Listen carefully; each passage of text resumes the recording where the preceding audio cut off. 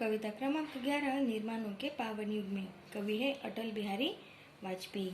वसुधैव कुटुंबकम विषय पर समूह में चर्चा कीजिए और प्रभावशाली मुद्दों को सुनाइए।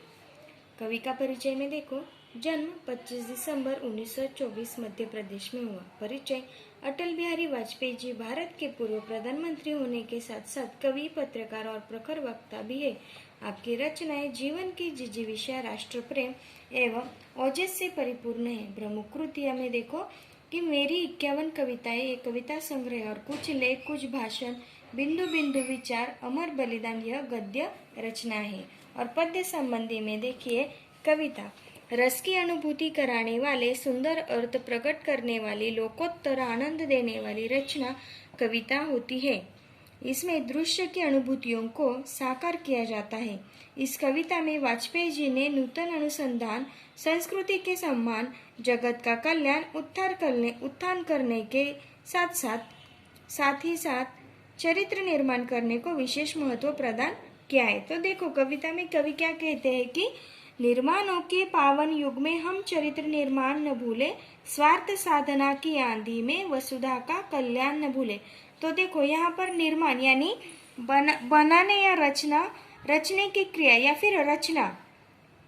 पावन का मतलब है पवित्र, युग यानी इतिहास का बड़ा कालमान, चरित्र यानी अपना आचरण, स्वार्थ साधना, स्वार्थ यानी अपना मतलब, और साधना यानी सिद्ध करने की क्रिया।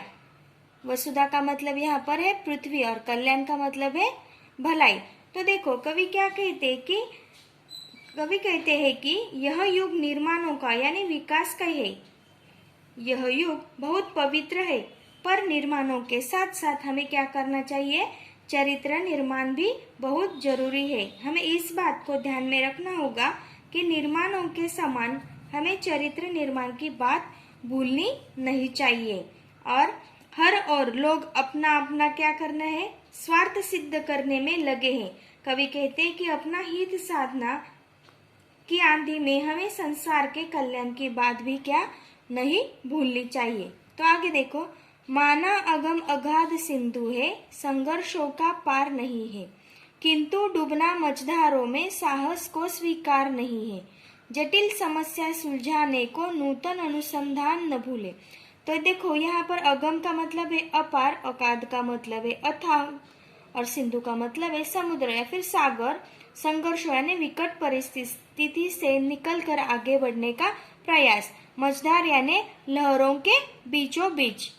साहस यानी हिम्मत। जटिल का मतलब पेचीदा या फिर कठिन। समस्या यानी दुरूह। सुलझाने यानी उलझन या जटिलता दूर करना। नूतन यानी नया, और अनुसंधान का मतलब है खोज, जांच, पड़ताल।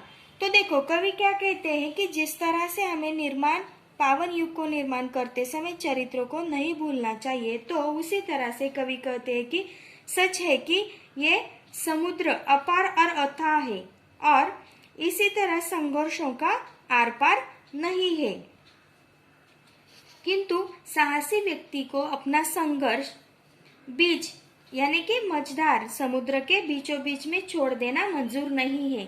कितना भी कठिन समय हो, कितना भी पेचीदा समस्या आपके सामने आ जाए, तो आपको क्या करना है? उसे सुलझाने के लिए हमें नए नए अनुसंधानों का उपयोग करना चाहिए। यानी हमारे सामने अगर कोई भी समस्या आती है तो हमें क्या करनी चाहिए? कुछ अलग तरह से खोज करनी चाहिए, जांच पड़ताल करनी चाहिए, और हमें उस समस्या का सामना करना चाहिए। तो निर्माणों के पावन युग में हम चरित्र निर्माण न भूले, स्वार्थ साधना की आंधी में वसुधा का कल्याण न भूले। आगे देखो, शील विनय आदर्श श्रेष्ठता तार बिना झंकार नहीं है, शिक्षा क्या स्वर साध सकेगी यदि नैतिक आधार नहीं है, कीर्ति कौमुदी की गरिमा में संस्कृति का सम्मान न भूले। तो देखो, कवि क्या कहते हैं? शील का मतलब यहाँ पर है अच्छा चरित्र या फिर मिजाज, आपकी चाल ढाल। विनय का मतलब है नम्रता। आदर्श का मतलब है अनुकरणीय वस्तु। श्रेष्ठता यानी उत्तमता, और झंकार का मतलब है झनझन का स्वर। साध सकेगी यानी साधना, सिद्धि करना। नैतिक का मतलब है नीति संबंधी। कीर्ति का मतलब है आपकी शोभा, यश, चमक, और कौमुदी का मतलब है चांदनी, और गरिमा यानी महत्व, महिमा। तो देखो कवि क्या कहते हैं कि इस निर्माण के पावन युग में आपको चरित्र को नहीं भूलना है और आपका स्वार्थ नहीं साधना है, और क्या करना है कि कवि कहते हैं कि लोगों में अच्छा आचरण अपनाने का, विनम्र बनने का, आदर्श कहलाते तथा दूसरों से अधिक श्रेष्ठ होने की भावना जागृत करना जरूरी है। तभी लोगों के बीच में क्या होगा, तभी लोगों के बीच में चेतना आ सकती है। वे कहते हैं कि यदि किसी व्यक्ति में नैतिक आधार नहीं तो उसकी शिक्षा किसी काम की नहीं। यानी कि कोई भी काम उसमें अगर उसमें शिक्षा है वो नीति संबंधी ना हो तो उसका कोई मतलब नहीं बनता। और चांदनी रात की शोभा, तड़क भड़क में हमें अपनी संस्कृति का सम्मान करना नहीं भूलाना चाहिए। तो आगे देखिए,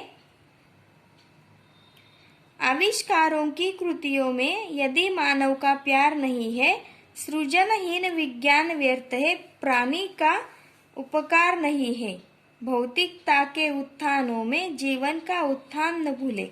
तो देखो कृतियों यानी कोई अच्छा या बड़ा काम, सृजनहीन का मतलब है जिससे सृजन न हो सके, व्यर्थ का मतलब है निरर्थक, उपकार का मतलब है भलाई, भौतिकता यानी सांसारिकता, और उत्थान का मतलब है उन्नति। तो देखो कवि क्या कहते हैं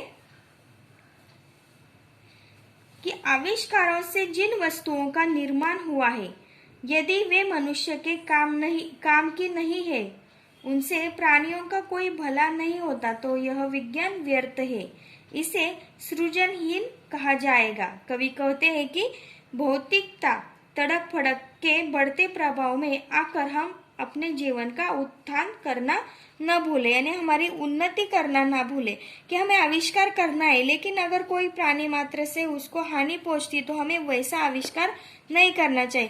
तो देखो पिछला पाठ हमने देखा था डॉक्टर का अपहरण, उसमें हमने देखा था कि जब विज्ञान इतना आगे बढ़ जाता है तो इंसानों को किस तरह से हानि पहुंचाता है और हमारा जीवन कितना कष्टदायी बन जाता है।